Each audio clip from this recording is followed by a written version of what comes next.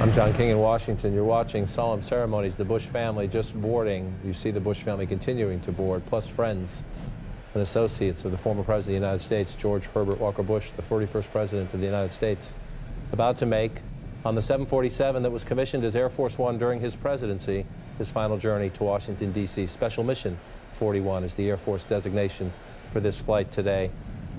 You see the honor guard there, the hearse that brought the casket of the former president, the now late President George H.W. Bush. You see the dignitaries boarding the plane there. They will come to Washington, D.C. The former president will lie in state at the U.S. Capitol tonight and tomorrow morning. The nation will mourn a ceremony at the National Cathedral on Wednesday.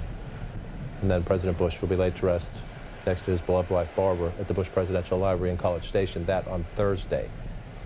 You watch the Bush family board the plane here and the honor guard. It has been 12 years. I have a distinguished group with me, 12 years since the country has buried a president.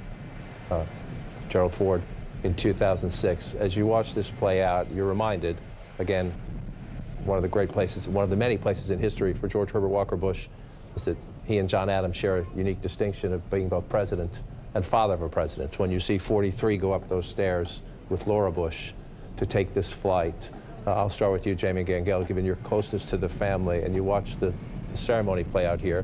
That's maybe an odd thing to say, but George H.W. Bush loved tradition.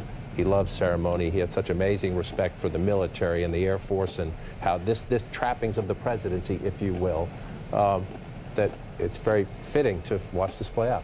Absolutely. And I think his respect for the presidency and the office is a very important counterpoint to, what was that word that his mother always said? Don't be a braggadocio. He was not one to boast about himself. We've heard the word humble used over and over again.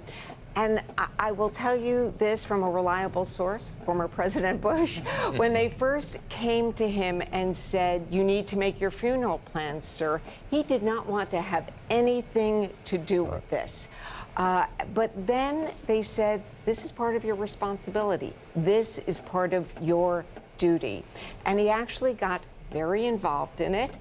He micromanaged. There are some details that were very specific, including what meal and food will be served on the train between Houston and College Station. He picked the menu.